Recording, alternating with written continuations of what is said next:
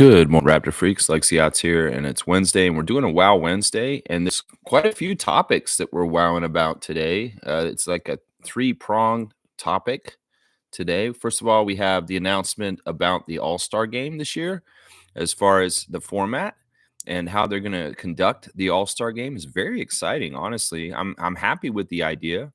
I think that the idea is going to be successful, and that it'll make the game better. And I have a few reasons why. Also, we're reacting to the sentencing of Jontay Porter is going to happen today as far as his gambling charges in the United States. And I have a little bit more information and detail about where that's at and what's going on with that. And there's other assorted kind of news and stuff going on right now around Rutgers land in different ways also. So yeah, those are the main stories. There's been some news about the lawsuit with the Knicks and the Raptors also. So there's a little mishmash, potpourri of subjects to talk about today with no game today. So wow, Wednesday, wow, they've changed the All-Star game again, and it sounds cool. Yeah, I really like the idea that they have. First of all, I'm going to say this: the format for the Rising Stars Challenge has been pretty good so far the last couple of years to me.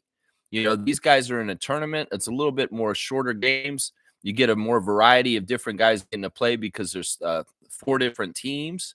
And the winner of that Rising Stars tournament on Friday with the rookies and the G League and the sophomores will play, get a spot in the All-Star 4-team tournament.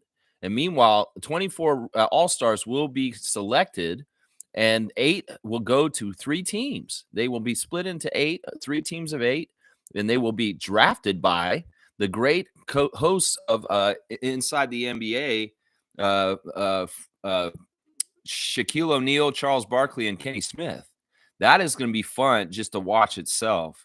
You know, LeBron picking the All-Star team against Giannis for a few years was just stupid. Because first of all, Giannis is not very smart or tactical about picking his All-Star team.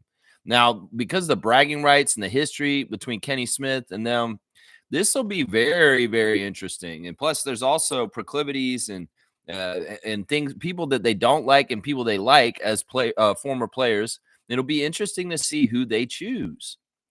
So I'm going to say way early, without knowing any of the All-Stars and without knowing exactly how it's going to go down, Kenny Smith's team's going to win. I'm going to say that right now. I think Kenny Smith's team's going to win the All-Star game, and it'll be entertaining. They're going to cut the games down to first team to score 40 so that they can have these quick little games. And, of course, eight guys on a team, that means 5 starters and 3 reserves to come in and out as they need. Yeah, it'll be very interesting to see the Raptors' participation in this. Right now, I say the favorite to make the All-Star team is RJ Barrett, just because he's been most healthy out of the main stars for the Raptors, and his numbers are really good. And he honestly, RJ's playing like an All-Star, if you ask me. I mean, if Scotty gets back tomorrow and he plays most of the games between now and All-Star break, well, he could be an All-Star for sure. I'm not dissing Scott and saying he can't do it. I'm just saying that as of right now, because of injuries and how much time Scott's already missed, RJ may be our better bet for making the All-Star game as far as things. We'll have to see. We'll have to see how people decide this. But yeah, who would pick RJ and put him where on what? The other factor about this is the team from the Rising Stars Challenge. I'm telling you, these older guys that are All-Stars do not want to get shown up by a younger team. So they may just be the right thing to light a fire under the other team's asses to perform and play at a higher level and compete, because, you know, you will look bad if y'all lose to the team that comes from the other tournament. So there's a lot of different things. Of course, there's money incentives. And, you know, I think it's just an interesting new kind of idea, and I like it. I like it a lot. I think that they picked the right 3 people to run those 3 teams. Candace Parker will be the coach. Well, not the coach. She'll be the team, the figurehead team. Candace will be the team that gets through the Rising Stars Challenge competition on Friday. So that's the thing. Some of those Rising Stars kids, well, there's a real carrot in front of them. You get through this tournament, well, you get to go play against the All-Stars on Sunday. Woo! I really do think they did a good job with figuring this out. There have been some leaks in the past couple months about them going to a 4-team tournament for the All-Star game. And well, they've come out true, and that's what's going to be. And that's going to be fantastic. I'm excited about it. I'm actually got some enthusiasm about the All-Star game because of this change yesterday. And that's why I'm wowing about it. I'm like, wow, Charles Barkley's going to have an All-Star team this year. That's fun. That's fun. These guys deserve it. They're the best. Shaquille, Charles, and Kenny. Yeah, where's Ernie Johnson going to be? Is he going to be the referee? Yeah, what's Ernie going to do? But yeah, I'm really excited about the All-Star changes and the news about that yesterday. It's really, really, really cool. All right, let's keep going. Let's see what else y'all are saying today. Of course, we got the classic card, the Instagram stories, and birthday today. A big happy birthday to Charles Oakley today. Happy birthday, Big Oak. Man, I love Charles Oakley so much. This is actually a really cool day because there's a couple of my heroes that have birthdays today. Happy birthday to Stone Cold Steve Austin. How about that, guys? Happy birthday to old Stone Cold. Yeah. And Mr. Charles Oakley. I think that people that are born on December the 18th are just badasses. That's just how it is. December 18th, you're born on December the 18th, you're a badass, Charles Oakley. I deem thee a badass, you know? So, yeah, happy birthday to Stone Cold and our great Raptors alumni, great Charles Oakley. That's right, Oak Tree. That's right. That's so awesome. It's so cool. All right, Trevor's saying sometimes those who don't socialize much are not actually antisocial. They just have no tolerance for drama, hate, and fake people. Oh, man, I can identify with this. Yeah. Yeah. You know what? It's true. People, as they get older, they understand that their time is valuable and they don't need to be wasting their time with bad energy or flaky people or bad vibes or, you know, weird stuff. And you do kind of like pick and choose your circle a little bit smaller as you get older. Maybe when you're younger, you care about being popular. You're around people that are toxic and people that you just kind of, for some reason, you want to impress. I don't understand why. And yeah, you put yourself in situations where you may have more trouble than you wanted just because of that. Well, you get wiser, you get older, and you start limiting your time for those kind of people at some point. Yeah, we're all learning that over time, and it still continues. That's right, Trevor. Thank you for the words of wisdom. Commissioner Jay, the commissioner of fun for this channel. He's always commissioning fun. Like he sends me the classic card box and, you know, all kinds of good things like trophies. Thank you, Trevor. I appreciate you. Trevor saying that the Bucks dominated the Thunder by winning the NBA Cup. Doc had a defense that made the Thunder struggle. You know, this is the other thing I'm wowing about is the NBA Cup final was last night and they had the game. I did not watch it, but I seen the aftermath. I looked at the box score and I am shocked at just how badly the Oklahoma City Thunder scored in the second half. They had a really, really hard time scoring. Now, this is something the Bucks have in their back pocket if they need to do something. In fact, they did it to us when we played them earlier this season. Brook Lopez and Giannis Antetokounmpo and a couple of their players are very good at shutting the other team down and turning off the water. If we had OG before where we give OG-itis to a single player, well, the Bucks, in some ways, because of their long time together and also because of their very good length and the way they play off each other, they can shut teams down. We saw Oklahoma City a couple weeks ago, and their offense was purring. It was so good. And, you know, the thing, the Isaiah Joe looked like an ordinary schmo in this game last night where he wasn't hitting his shots in ways. You know, SGA couldn't hit stuff either. He was having a bad shooting night. And, well, there was a three-point contest to a degree, and the Bucks won it. And it really was fueled by the former Trailblazers of Dame Lillard and Gary Trent Jr. Yeah, coming off the bench. The Bucks fueled this win with the threes of them and Brook Lopez. And yeah, they just did things right. And well, there's a funny thing. Darvin Ham has won both the NBA Cups now. Both years. He was the coach of the Lakers last year and won the NBA Cup. Now he's assistant coach under Doc Rivers. He won the NBA Cup this year also with the Bucks. You know, in some ways, I thought they might try and write the script for Giannis to get the second NBA Cup and, you know, add that to his resume. And, you know, it was natural. And in some ways, it's like Oklahoma City. You just got to play better in the second half. And you know what? It's a lesson. That's what they're saying for the Thunder right now. This was a lesson we're going to learn from, and we're going to be better for it. SGA's been saying that a lot this year, whether it was in the playoffs last season, whether it was at the Olympics for Team Canada, and now in the finals of the NBA Cup, just coming up short and losing. It's too bad. I was really rooting for you guys, Thunder. But, the Bucks, they've really turned it back on since the very poor start of the season and starting so horribly. They've won like 13 of their last 15 games, and they are on fire now. So, yeah, that's how it goes. In some ways, it's just how it is. And, well, the NBA is probably pretty happy that a star of some magnitude like Giannis Antetokounmpo is the NBA Cup champion. Yeah, Gary looked really happy. And in fact, let's go look at the Instagram stories real quick. We'll do it right now. Yeah, Gary looked real happy. This is Gary Trent Jr.'s Instagram I'm looking at. Cup champs, and there they all standing there. There's the picture with all them around it. Yeah, Gary had a big part in it. He's smiling real big behind Dame Lillard. I guess they give them medals.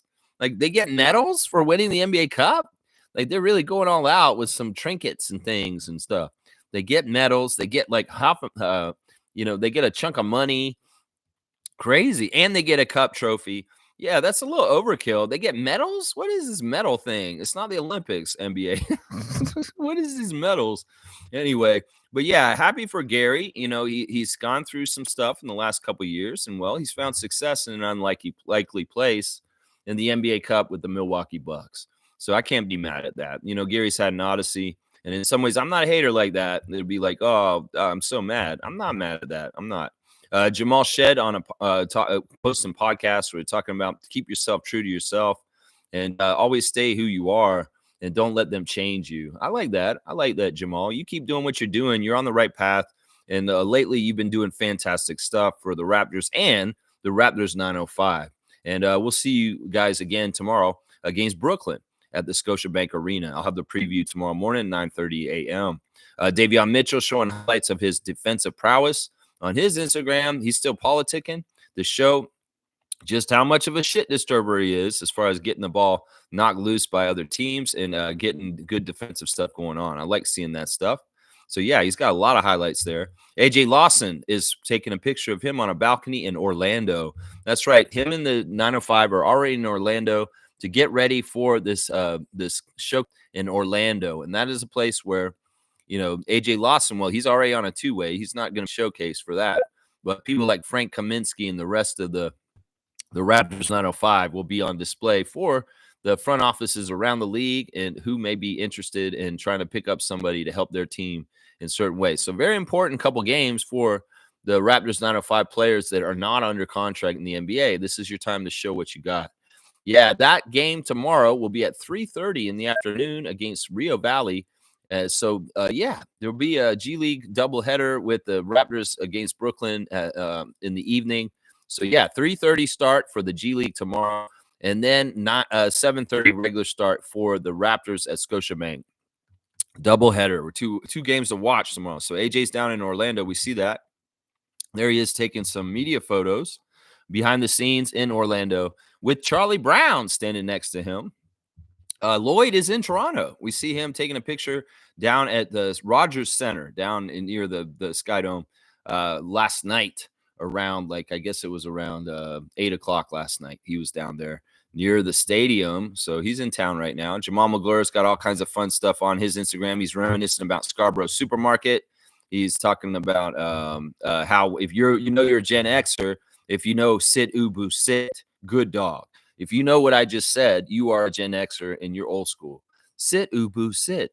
Good dog. Yeah, you know what that is? Well, I'm not going to tell y'all. If you know, you know. That's all I'll say. Slim Duck has got a picture of him in his Raptors gear at the game. And he's still, he's doing what he does, man. He's a professional in the NBA. He's living that professional life, and he's being professional. I appreciate Chris for it. You keep going, Chris. And whatever, que sera, sera, whatever shall be, shall be. We love you, guy. Either way, you're ensconced in Raptors history.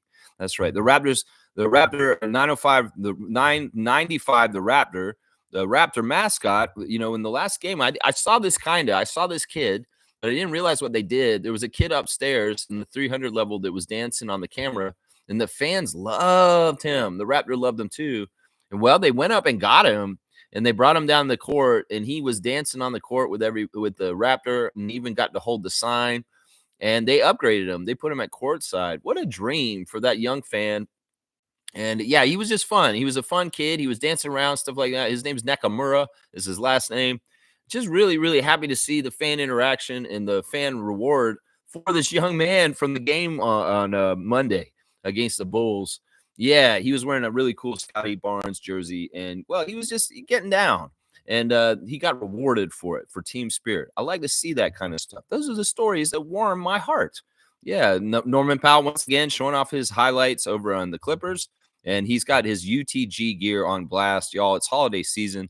If you need something for somebody for Christmas, well, maybe you should get some Norman Powell Understand the Grind gear for them, so they can have something to work out and understand that grind like Norman does. I don't know why, but Bruno Fernando is posting Patrick Beverly on a podcast talking. This is back when he was on Philly, so this is a while ago.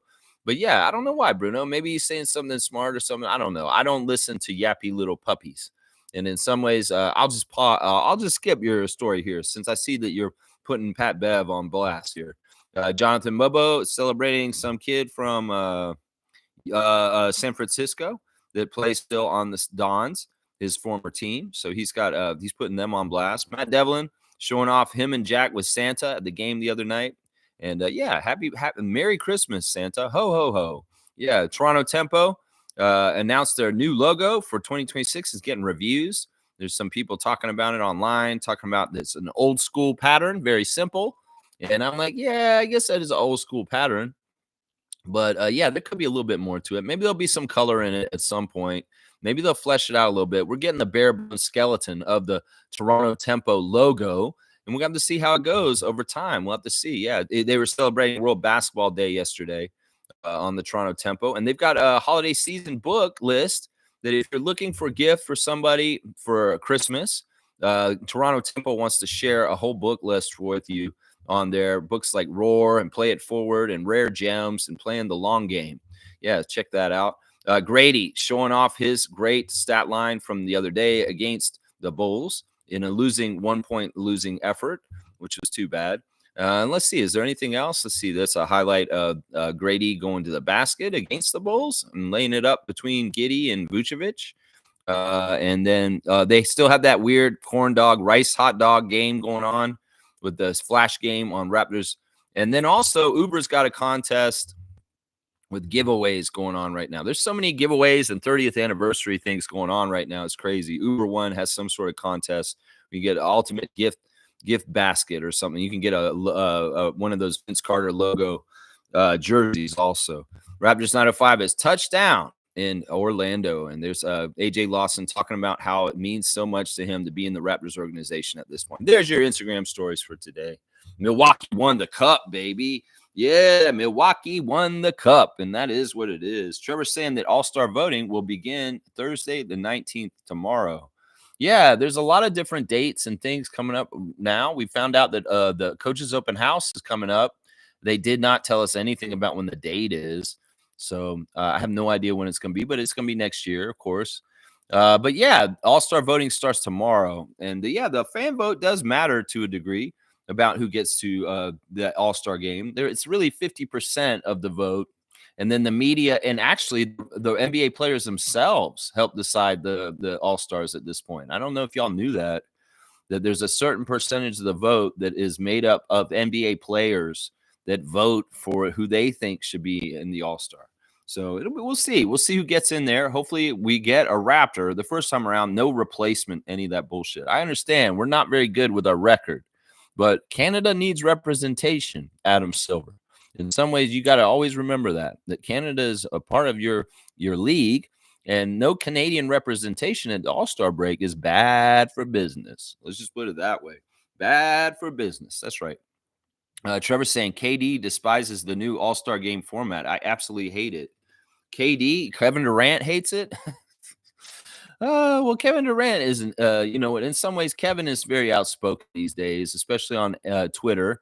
and engaging with fans and talking trash and doing all kinds of stuff, probably saying a lot of things that he probably didn't need to, or whatever. Yeah, that's fine, Kevin. Be upset, but listen to me here. The All-Star game has been broken, and it's been very bad black eye for the league as far as it just doesn't promote y'all the right way and sell y'all the right way. This has to happen, because if it doesn't, well, you can continue to lose viewership and the NBA will suffer, because the All-Star game is a joke. And you know what? They have to do this, Kevin. I'm sorry. Even if you hate it or you don't like it, well, get over yourself. You're going to retire in a couple years anyway, and then it won't matter what you think. How about that? How about that, Durant? How about that, Durant? Yeah, yeah. He probably just hates the idea that his team name might be Shaq or Barkley. So that's really what it is. Those guys have been hard on Kevin in the past and calling him a snake and taking the easy route and going to Golden State. And in some ways, maybe that's part of it. He just doesn't like the guys who'll be in charge of the team. I think that's what it is. Really, really, seriously. All right, Monique is here. Superfan Mo is in the house. Let's see what she's saying. Good morning, Raptor Freak family crew. The NBA All-Star begins tomorrow. The voting begins tomorrow, as Trevor said. Raptors Coaches Open House registration begins tomorrow. It's back for 2025. Lots to talk about today. Yeah, I'm glad they're doing the Coaches Open House. They're also doing some sort of fan festival on the 1st of February.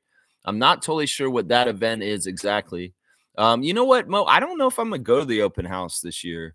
I've gone to the last 2 Coaches Open Houses, and I might go. I'm not going to say no for sure, but I'm leaning towards not going this year for certain reasons. I know all y'all should go. If y'all want to go to the Coaches Open House, y'all can go and do it on your own. But I don't know if I want to make it a Raptor Freak hangout, and I don't know if I'm going to go myself. I have to know the date, first of all, and then we'll see if it fits and works. But I'm not totally keen on going this year. I don't know why. I'm just not as excited to go this year. But I know that you guys should all go, especially you, Mo, because you really loved going to the Coaches Open House last year. But yeah, I'm not totally sure if I'm going to go. And yeah, you should definitely go with Jennifer if she's going to be able to go with you. That would be awesome. Trevor's saying the brand new 3-versus-3 women's league basketball league will tip off in its inaugural season in January. Very interesting. Yeah. There's a lot of different women's leagues coming out nowadays. We've got the new PWHL. Of course, the Toronto Tempo are coming soon.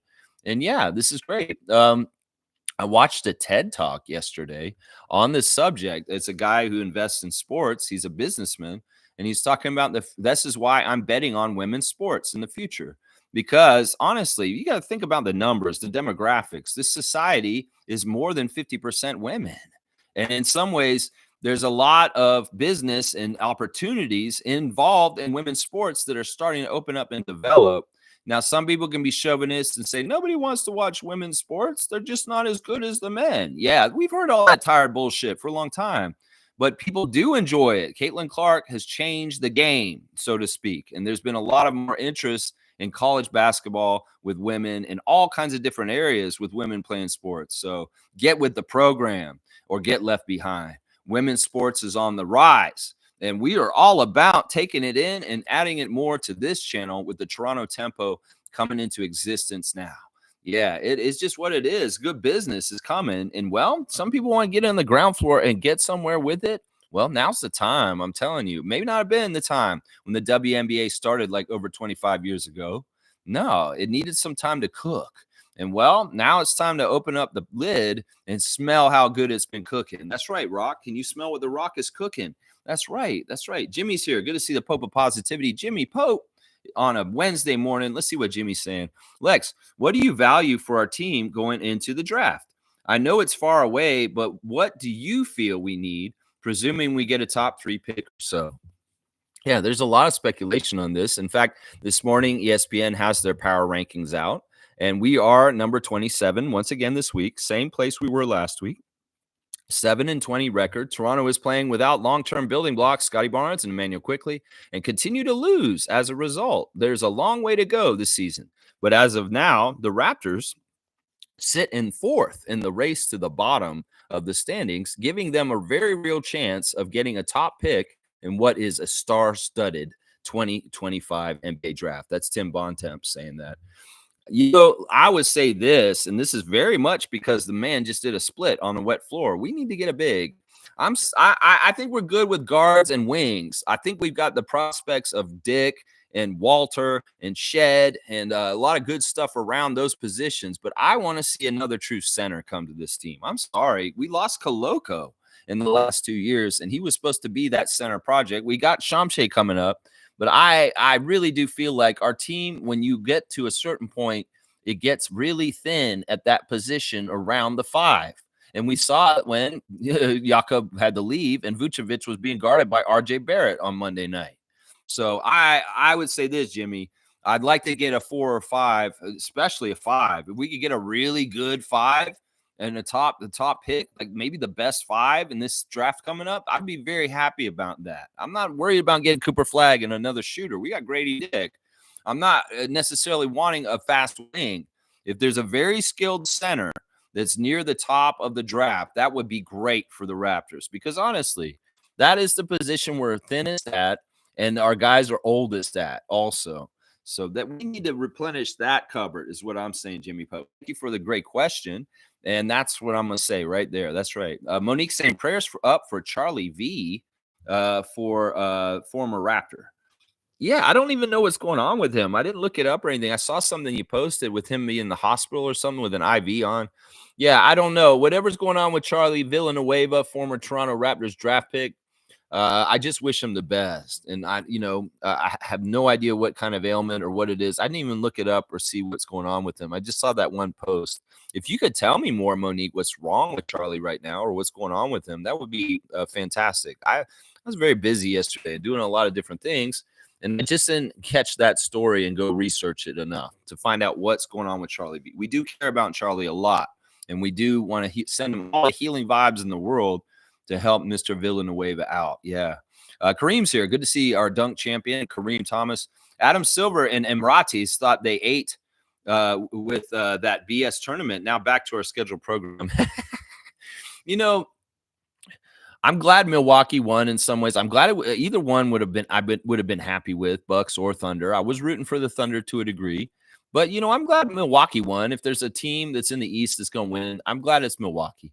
And yeah, it is what it is. I mean, I don't know how you get this cup to have prestige to a point where it's like it's not going to rival the Larry O'Brien and the cup that's always been there. So some ways it's up against a really tough. Like you're second rate, you're going to be always the second kind of like championship in the NBA. You'll never be the premier or most important thing that happens in the NBA season. And in some ways, that's why it kind of gets like dealt like with this crackerjack kind of prize as far as things is going on with this. And you can throw money, put it in Vegas. You can have medals. You can do all this stuff. And it still doesn't change that this is something that's so brand new. It's no tradition. And there's no real like substance of, wow, they won the NBA Cup. Everybody's so excited. It's not the World Series. This is not the Super Bowl. This is not the NBA Finals. This is the NBA Cup Final. And and it doesn't count the stats to anything either. It's a lost game of stats. Nobody got any fantasy points yesterday. Nobody got any fantasy points today. Good morning to you, Kareem. Always good to see you in the chat. Let's see. Mo's saying, as much as I don't want to talk about the idiot Jontay, I got what you mean, Lex. Crazy stuff. Yeah, it's just that, he is redacted. He is somebody that we do not want to bring up normally. He's a black eye to the league. He's a black eye to being associated with our team. But Jontay Porter is in the news today. In fact, Jontay's getting sentenced today. He is guilty, and he is going to prison. Legal experts are saying that Jontay Porter will face 3 to 4 years of prison time as a day, that he will be sentenced later today, and he's going to prison, y'all. Seriously, I knew he would. Because the crime is very serious, what he did, and they need to make an example of him. Well, this is how they're going to make an example of him. He will literally go to prison. And the other question about all this is all the prosecution is happening in New York, in the United States, because the betting company that he used is American. And also, a lot of his co-conspirators that were involved in the crime are Americans also.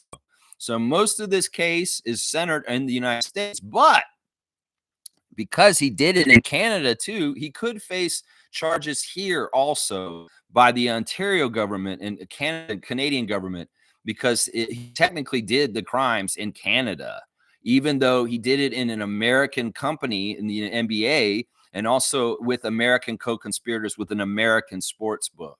So it's a weird thing. Some people are saying that the Canadians just let it go and not really charge anything because the Americans are really nailing him for this. Yeah, he's got a lifetime ban, and it has come out that his main defense in his case was that he's addicted, that he had gambling addiction, and he couldn't help himself or stop himself. Now, this is just for everybody's information here in Ontario. That is not a good legal excuse for doing that here. They will, and if you go to court and you get in trouble for some sort of gambling violation or some sort of crime, they will not take the excuse that you have a gambling addiction and tell you you're innocent for that. No, they won't. And that's the case in this situation also with Jontay. It's not a case like, oh, I'm crazy, that's why I murdered my wife. You can't do that. Oh, I did this because I couldn't stop because I have an addiction problem. They don't give a fuck. They're going to throw the book at you, and they're going to say that is not a valid excuse for what you do. So if you have an addiction problem with gambling and you get in trouble, don't think you can get out of it by saying, oh, I'm a gambling addict, that's why I did it. Because that's what Jontay tried to do with his legal defense. Now, this is why I'm talking about this, Monique, is because this is a Raptors channel. It's news, and we have to keep people updated as news stories develop and change over time. And we knew that Jontay was going to get sentenced, and today is the day. So, unfortunately, we do have to bring up old dumbass, redacted, dumbass, idiot, bet on yourself in the wrong way kind of motherfucker.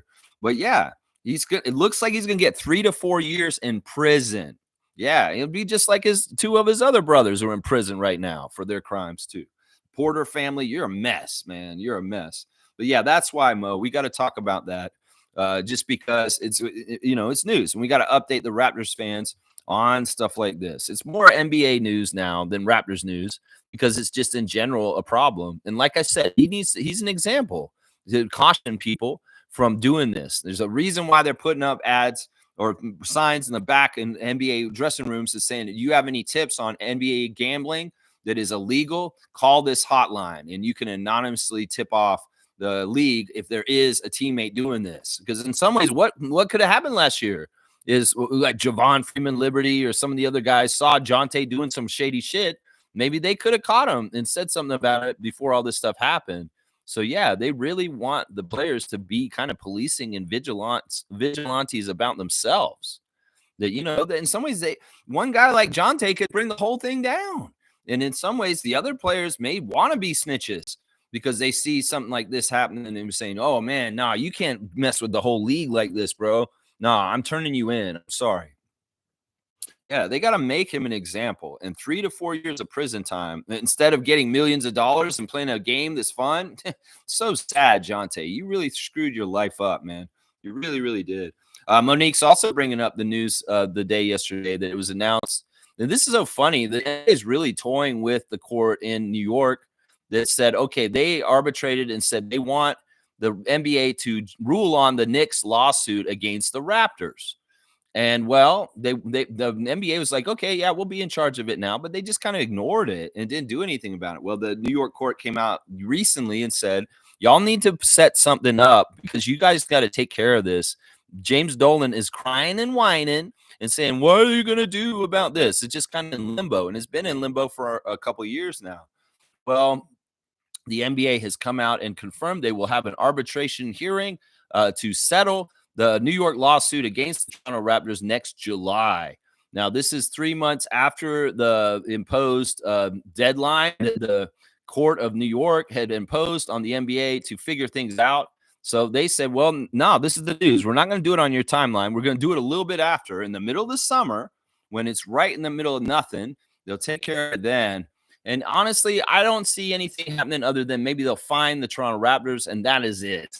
Like all this to do with James Dolan just kind of, being whiny and cryy about things. And well, he's still being whiny and cryy. And the court is telling the NBA, figure this out because we're sick of the owner of the Knicks pestering us and pushing us and stuff like that. Well, the NBA is in charge of figuring it out, and they will on their own schedule, apparently. That's what they're saying to them. That's right. Jimmy's saying, I'm here for the change to the All-Star game. anything to try to change it up and add some competitiveness, even if even if little, I'm down for. The last All-Star game was embarrassing. It was really bad. It broke the records for most scoring because there's no defense. Well, Adam Silver didn't like it, and he really very much is changing the format. In fact, he did a press conference yesterday talking about a lot of different things, saying that expansion is still a little bit away, and then also talking about how they are investigating whether they need to change the rules around the three-point line because of the way the game's evolving right now. That in some ways he is thinking about the style of the NBA game and modifying it so that it is a better product for everybody. And he understands and he hears the gripes about the overimportance of the three-point line right now. And he is going to he's going to do research and figure out how they can kind of change things. Now, he said, don't expect them to change the line as far as move it like for distance, because they've done that in the past. The NBA three-point line has changed how far it is. It's gone out further than it used to be. It used to be closer back in the day, and they've kind of shifted it a couple of inches here or there over the years. And well, he's saying he doesn't think that they'll move back to a line where it is on the floor, but who knows? Maybe they'll fudge the rules a little bit, or maybe make incentives for teams to maybe go down low a little bit more with way the refs call, or even like some of the rules may be changed, because that's how they can manipulate this. But yeah, Adam Silver is conscious of these things, and he's trying to modify the product of the NBA. Maybe he saw my stream on Sunday. Yeah, but it's always interesting to hear him check in and talk about different various issues that are going on around the NBA right now.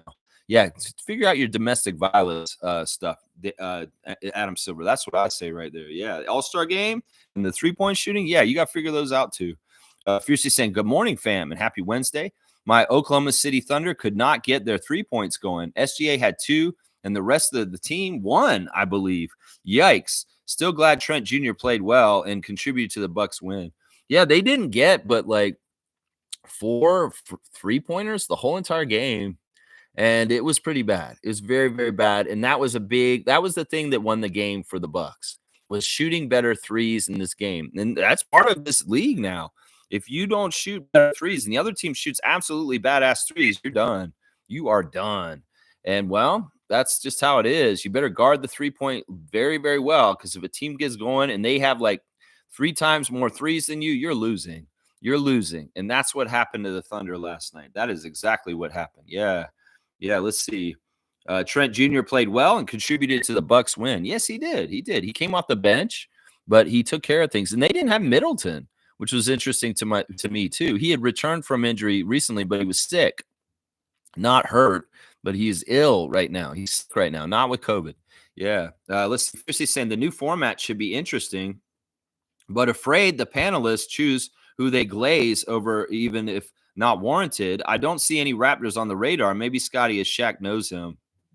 Well, once again, they don't choose who the All-Stars are, MJ.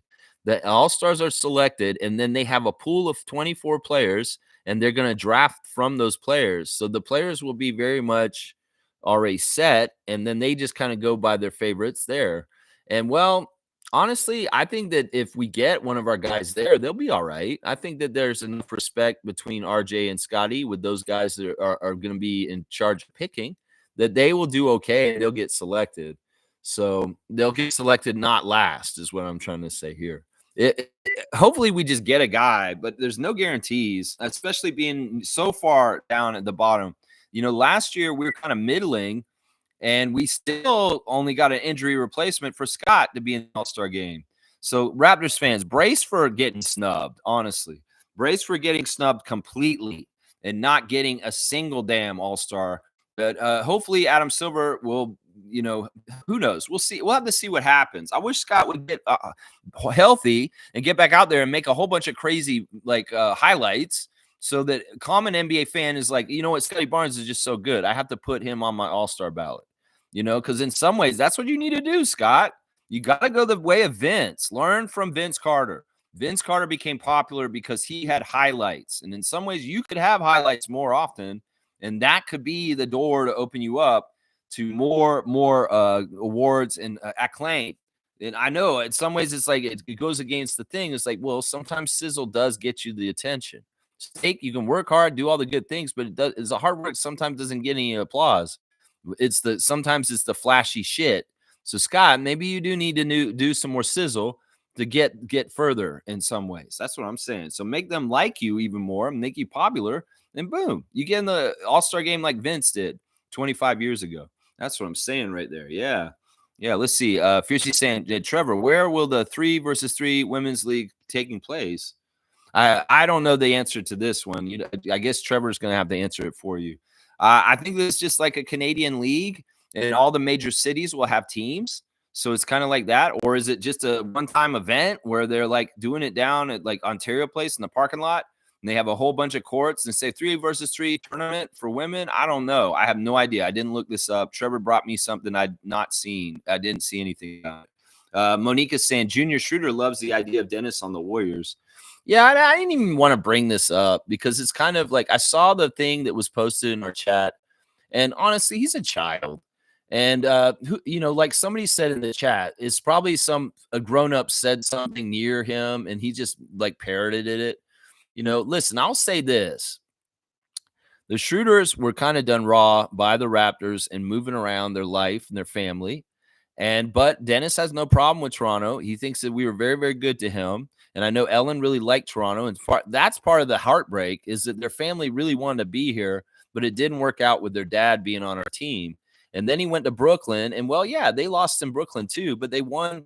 He won a certain amount of games in both places. But, yeah, Junior Schroeder said, this is great. Daddy's going to a winning team now.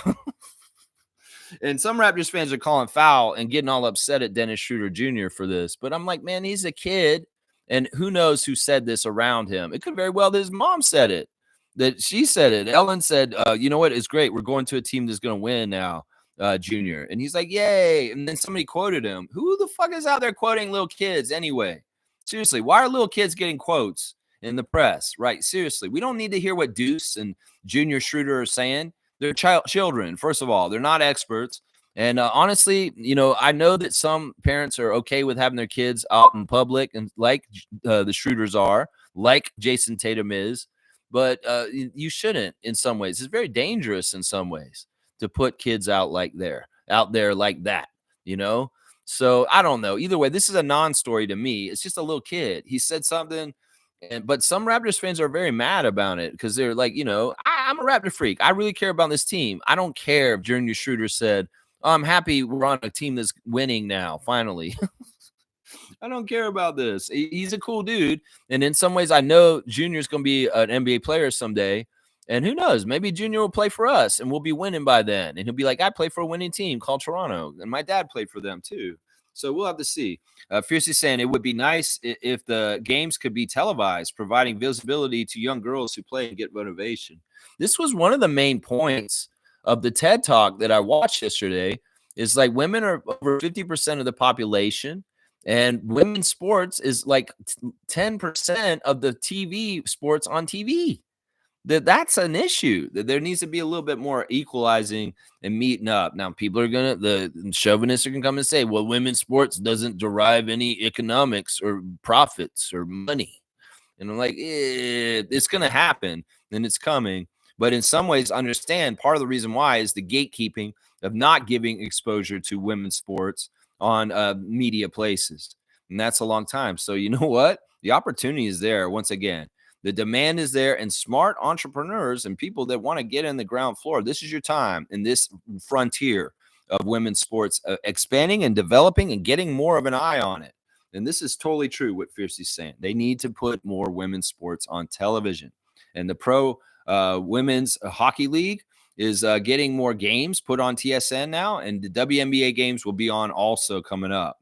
So little by little, it's going to happen more and more. It's coming. It is coming, Fiercey. That's right.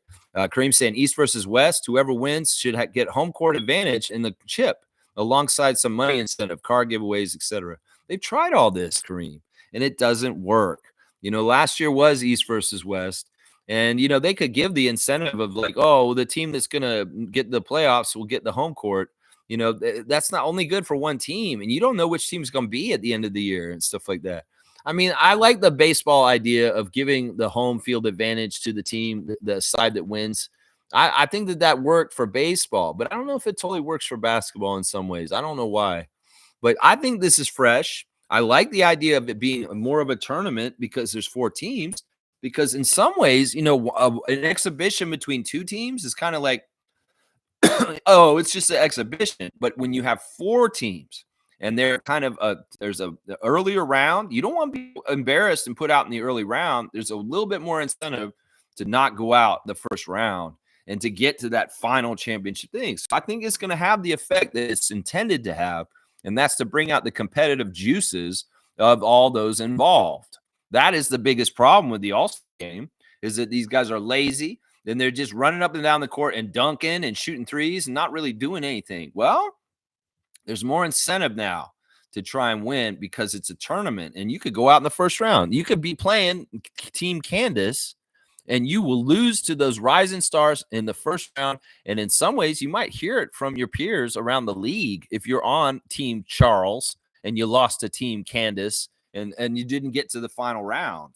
I'm just saying it's a good idea, and I think it's going to have the intended consequence, and it's going to be really good. Yeah. Let's see. Kareem saying, I say give Jontay community service and have him do 300 hours of refereeing at the local YMCA. No, I mean, I know you want to joke about this, but this is so serious. And because he did it in our jersey, it makes me so mad. In some ways, I'm still kind of like, you know what, you are such a blight. And, honestly, the more you think about it, the fact that he felt like he could do this on the Raptors in some ways shows part of the disrespect for our team, even by players who play for us. Seriously. Throughout the history of our team, there's been a lot of guys who've worn the Raptors jersey and they didn't really respect our team while they played for us. And Jontay Porter is one of the worst people that disrespected the Toronto Raptors franchise while he played for us because he did those really serious crimes. I'd say to any knucklehead that is outside that courtroom today saying free Jontay with a sign, fuck you, you idiots. Fuck you, you degenerates. You're probably gambling idiots yourselves. And that's why you're like, oh, free him, because we don't want any kind of like, no, fuck this shit. This is really, really serious shit. And he needs to get the book thrown at him. And he does need to be an example. Sometimes I'm very lenient in the halls of justice as far as being lenient on people and stuff, but not in this case. This guy's caught dead to rights, and he made us look bad. He made the league look bad, and he needs to pay for it. So every idiot that's showing up to the courtroom today to support Jontay and saying free Jontay, y'all are fucking morons, is what I'm saying right now. Seriously. G saying, I watched the game. The Bucks' experience and defense showed, and Giannis wanted it more. Yeah. I mean, in some ways, look, there's a certain gear that the Bucks can go into from their championship year, from their years of battling and failure. Losing to the Raptors in 2019 hurt Giannis. He learned a sting of losing. Then he won the championship a couple years later. And then he's had ups and downs since then with all kinds of confusion, firing Mike Budenholzer, going through Adrian Griffin like it was really, really wrong what happened there. All the odyssey of Giannis has gone up and down. And, well, he wanted to reach and get that ring and get an accolade, and he got it last night. And once again, you're saying that you've seen the experience of the Bucks was over the experience of the Thunder. And that's why I'm telling y'all, rebuilds take a little while. There's an escalator, and certain teams are going to be higher up on the escalator than others. And even if we thought the Thunder were so supremely more talented and this other things, some factors that you have people like Brook Lopez, Giannis Antetokounmpo, and Bobby Portis that will allow you to do things. I'm telling you, the Milwaukee defense is underrated, and they can turn it on at certain times. Brook Lopez is a force, and he's annoying. He's very, very annoying. I hate the guy. But I have to admit also that the three-man combo of those bigs on that team are really good defenders. You got Giannis, Brook Lopez, and Bobby Portis holding it down and playing for that team for how many years now? They've been together for like 5 or 6 years now, guys. So I'm just saying there's a lot of accumulated reps and trust and knowing familiarity with each other that gets them what they got last night. And that's what I'm saying right there. There, boom goes the dynamite. Always good to see, G. They were saying the NBA copied the WNBA format for the All-Star game. Well, they're not copying them because they're the same company. It's not really copying. They're all the same company still. And honestly, I mean, we could say that the NBA is copying the G League on a whole bunch of stuff then, because the guinea pig of trying new ideas for the NBA is tried out on the G League level or the WNBA level. A lot of the rule changes they may think about doing for the NBA, they don't just implement them in the NBA right away. They try them out in the other places first, and they do them there. And that's why, at some point we may see the NBA go to the free throw rules of the G League. That if they really want to cut the game down even more, they could do the one free throw counts for whatever. If you make the free throw, you get the 2 points or the 3 points. If you don't, you miss them all. I could see them implementing this rule down the road to expedite the times of games and make them shorter. So we'll have to see. That's what they're always doing. Everything they do on the G League level, and to an extent, the WNBA is a tester for possibility in the big league, in the NBA. That's what I'm saying right there. Boom goes the dynamite. Most saying NBA All-Star voting begins tomorrow. Damn, typo. Yeah, that'll be good. That'll be good. And yeah, get out and vote for our guys as much as you can. Vote all Raptors and don't vote for anybody else. That's one strategy some people do. There you go. Fiercely saying Doc Rivers and Darvin Ham redemption tour. Yeah, it's funny because some people are joking that Doc Rivers had his best win of ever in his career last night.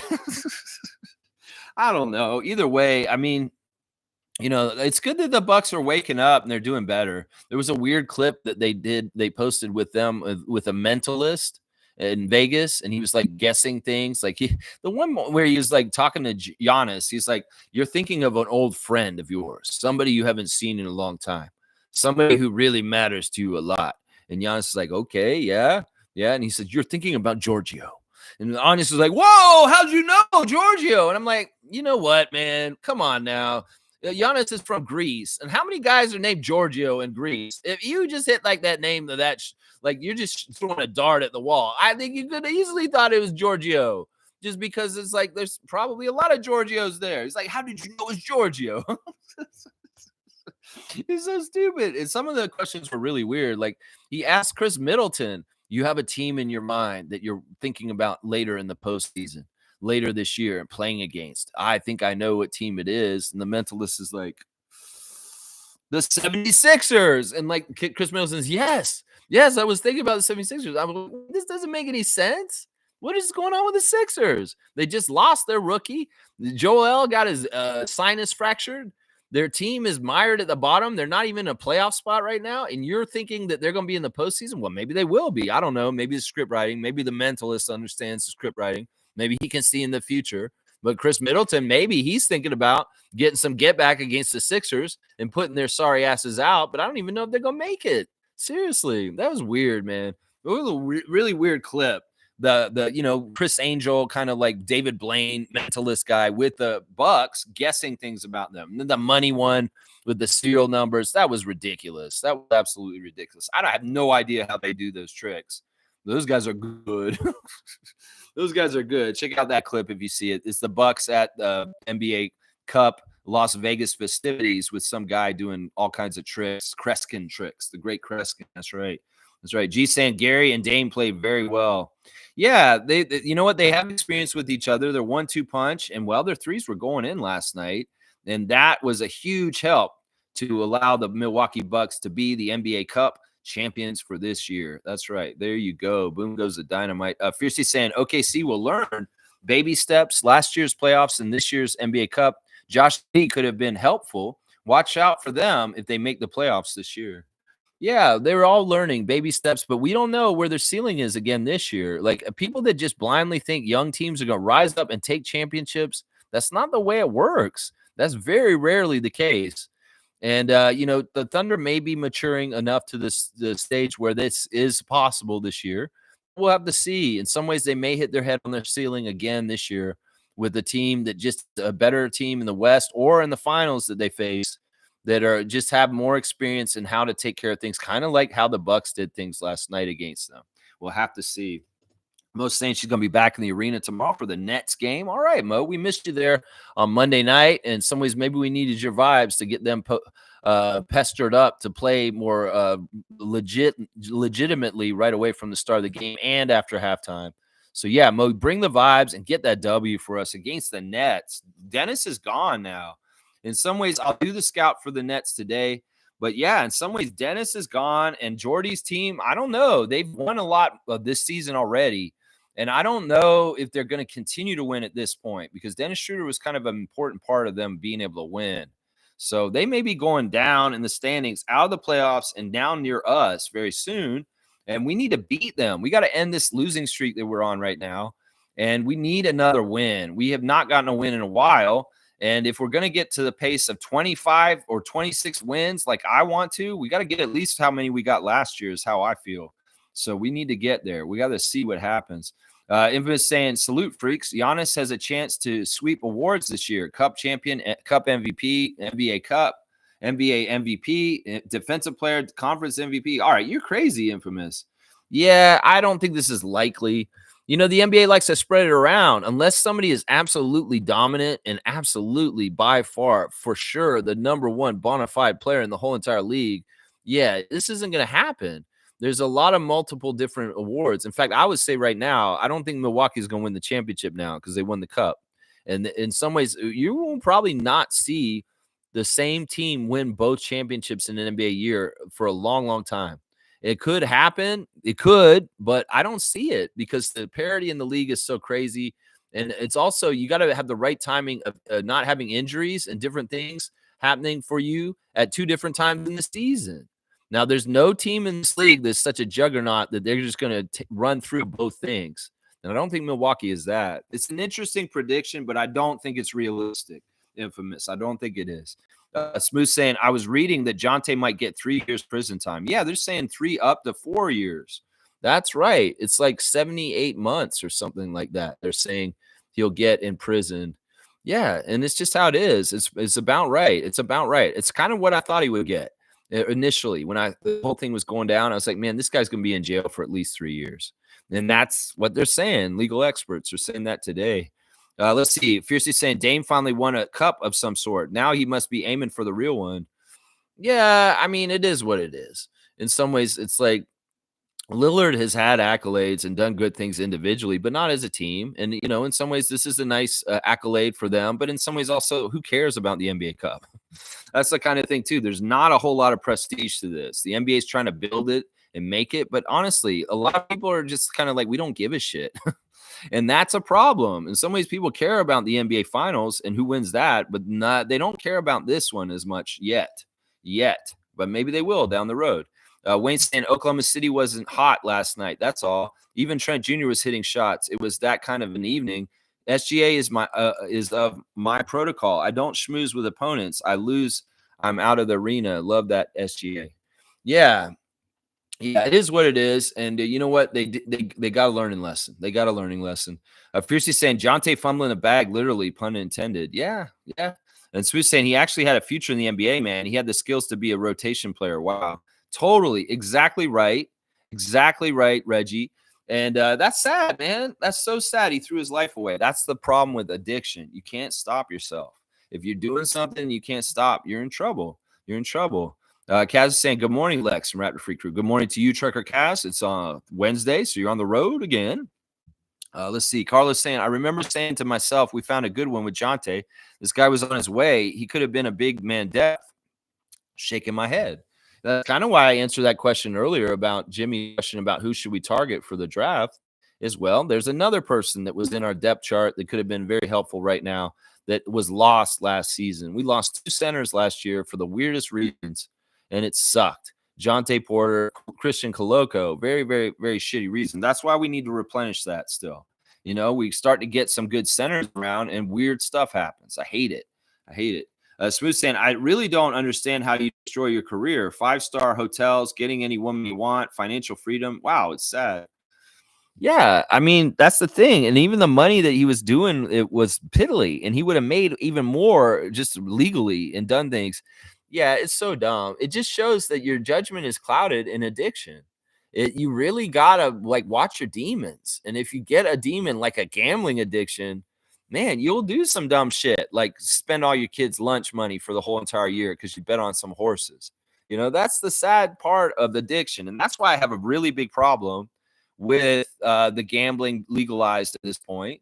In some ways, they want to legalize certain things that can really ruin lives. Like alcohol is another one. I know alcohol should be legalized, but it should be very much, controlled, because it can really ruin people's lives. And the thing is, if society is having hard times, people need to feel healing. They will run to their addictions, and there could be more addiction problems in the future. And well, if you normalize and put gambling in the regular lifestyle of everybody, and it's normalized and accepted, well, you're going to have more people like Jontay Porter that are drowning their sorrows secretly into something like that.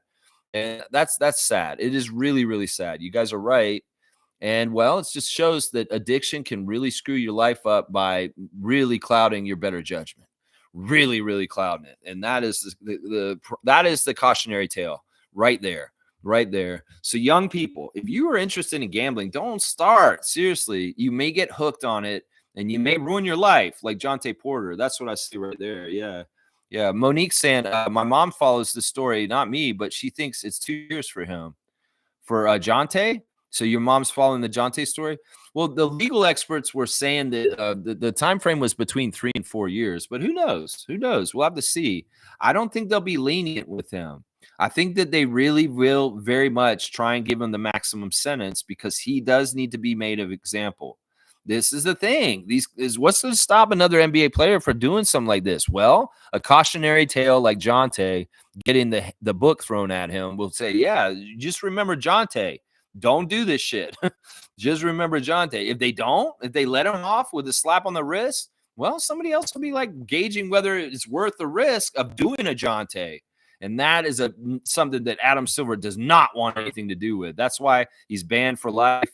And that's why he's going to get the book thrown at him. Trust me. He's the first one to do this. You don't want to be the person that is a trailblazer in this area like Jontay is. Trust me. You don't. You do not. That's right. Let's see. Carlos saying, morning, Lex, my most favorite anti-capitalist Iron Man podcaster and fellow freaks. All right, Carlo, I'm going to give you a dunk because that is silly. That's pretty funny, too. Yeah, I mean, hey, we live in this crazy world and we got to navigate it. This is what we do. 99 dunks for Carlo JS. He's got the George Mikan, guys. The 99 George Mikan. That's awesome. All right, let's see. Smooth saying, Porter was on the verge of getting a $30 million 3-year contract from the Raptors, man. $30 million. I know. In some ways, it's come out that the guys he was involved with in this really kind of held him to it. It's not that they were mafia or anything. They were wannabe gangsters. And they kind of told him, they threatened him in some ways. They said, if you don't do this, we're going to bring you down and we'll do this. So in some ways, once he got in, he had a hard time getting out because the other guys were very much like, you better do this now and keep doing this for us. That's the problem. You get involved in that element, that kind of shit will start developing like that. Carlos saying this guy was a victim of the hustle culture, thinking he could game the NBA while being a player. Talk about wasted potential. Yeah, I still think back to last year when we were watching 905 games with Tom, Porter family friend, who kept going on and on to me when we got Jontay about the financial genius that Jontay Porter was. And he's like, he's just so good at investing money. He's so good at investing money. He makes so much money. I'm like, really? Well, that's cool. It's good to know that he's smart. Then I heard Jontay in interviews, and I was like, man, he doesn't seem smart, though. Like, he's a himbo. Like, he sounds really, really stupid. Like, I say himbo, meaning like he's an airhead. Like, he's a guy who, so it didn't really totally add up with what Tom was saying. Because it's like, okay, I like how smart he is on the court as far as putting screens and taking threes and doing the things that he does on the court. But when he talks, there was one time where he did an interview, and it's in the archive, where I talked about how he just talked way too much. The reporter asked him one question, and he wouldn't shut up. He talked for like 15 minutes, and he, in some ways, gave away parts of our playbook when he shouldn't have, too. So it's like, nah, something's not lining up. Tom, family friend of the Porters, is saying he's a genius. And meanwhile, with my eye test and listening to the guy in interviews, this guy's fucking low IQ and not very, very smart. And that's what ended up being right, is that the dude's an idiot. And he wasn't very smart. Not a financial genius like Tom, family friend of the Porters, said to us in 905 last year. Yeah, it's so crazy, man. Smooth saying I have zero sympathy for him. You get what you get. That's right, Jack Armstrong. You want to dunk for quoting the great Jack Armstrong. You get what you get. That's right. All right, here we go. We're gonna give Smooth a dunk for quoting the great Jack Armstrong right there. That was awesome. All right, where's Smooth? There he is. He's right there. 92. You're at 92. 5-pointer for you, sir. Smooth's also saying when I say it's sad, what I mean is that sometimes people get blessed with talent that don't deserve it. He's one of them. It's so weird, man, because there's so many good, talented, amazing, brilliant people in this world that never see the light of day because they don't get the right opportunities. They don't get the right time. There's some great basketball players that never played in the NBA. We're all around the world, all different eras and stuff. It's just that they didn't get the path meet up to get to that place. And that's why it's so special and important when you do get that path and it all works out. To throw it away like that is an affront and a slap in the face for every young individual that is trying to make a professional basketball league in this world right now. And that's what it is right there. As people saw, you made it, bro. You had the golden ticket. You were there. You made it through the G League and got back. And even through all your injuries that you rehabbed so hard against, and you threw it all away like this. If he's in prison and there's some guys that were wanting to make the NBA that are in there, they're gonna be like, motherfucker, you had that. You fucked that up. You idiot. And like, you might hear it from some people in certain ways. They're like, you just threw everything away that I wanted in my life. And you had it. Seriously, that is crazy, man. That is crazy that he did that. It's so crazy, man. Yeah, Fiercely saying committed the crime, needs to do the time. Yeah, and the judge is gonna find out what that time is today. And we'll hear about it. I may have to cover it a little bit more tomorrow when they get the final verdict of what the absolute sentence is. And we'll have to see. I may just say it for a second because we're covering it so much right now. Carlos saying 100% jail time deserved. He'll be a poster boy for precautionary tale for young players for years to come. Yeah, he'll be a precautionary tale for years to come. For sure. For sure. He's a very easy, short sentence. It's interesting that he has not a common name. So it's like anybody who says Jontay, well, that name's kind of tainted. It's kind of like naming your kid Adolf now. Who's going to be naming their kid Jontay anymore at this point? Are you going to name your kid Jontay? Well, they go to school and it's like, you gambling idiot. You're Jontay. You're Jontay. You're Jontay. It's just going to become one of those names at this point. So don't be naming your kids Jontay at this point. Don't be naming them Jontay. Don't be naming them Adolf. That's what I'm saying right there. Yeah. Let's see. Smooth saying Dennis Schroeder is a free agent and will be on another team next year, man. He's been on 6 teams already. Yeah. Dennis is that kind of player. In some ways, he's just kind of an easy filler chip for franchises. In some ways, he's very valuable, honestly. He can be utilized on a lot of different teams. It's just that he's one of these kind of guys like Chucky Brown used to be back in the day that can kind of be in a flexible place in the cap space to be moved around and maneuvered just in the shifting trades and the ways that the world works, the NBA. And I don't get mad. I don't like say that sometimes like players that are journeymen that have been on a lot of teams are the problem. I think it's sometimes that they get a sweet spot with their contract that is just really easy to trade them left and right. We can think about Danny Green. Y'all think that Danny Green was a bad player, problem player on teams? No, he was a very useful role player with his 3-and-D and the things that he did. And that's why he kind of was shifted around so much in the later part of his career. And, Dennis is in that kind of stage right now. And, who knows? If things go really well with him and Curry, maybe the Warriors do re-up with him next year, even though he's a free agent. So we'll have to see. Either way, I wish Dennis all the best. He's a good guy. And it's kind of a cool fit, him in with the Warriors. It'll be very interesting to see them together. It will. We haven't played them yet. So we're going to get to see Dennis and the Golden State Warriors at some point this season. And that'll be fun. Trevor's saying the league will be in Canada and the U.S., 3-versus-3 basketball league. They'll be playing in Vegas. So is it a tournament in Vegas? Interesting. Okay. All right. I know that we just had our AmeriCup 3-versus-3 tournaments for Olympic qualifiers. And that was just this week. And Canada got gold in women's and bronze in men's 3-versus-3 AmeriCup. So let's see. Fiercely saying, I said it, Lex. Ain't no way a 6-year-old would say it. We're playing for a good team unless he heard it somewhere. I'm mad at the kid. And if a grown-up is annoyed, they have bigger problems. Well, I mean, it's fair to say I mean, I would say this last year at the beginning of the Raptors season with Dennis and Pascal and OG and all them still on our team, we should have performed better, but we didn't. We were a losing team still at that point, and that sucks. We should have been a winning team, but things were all weird and crazy still with certain shoes needing to drop still. And mainly that's an Anunoby and Siakam being moved, and everything was on hold and just weird until then. So I don't know. In some ways, this didn't get a fair shake on the Raptors in the stage of what we were at during that time. And then he was gone so suddenly after only 6 months on our team. And then he's been on the Nets almost really kind of longer at this point.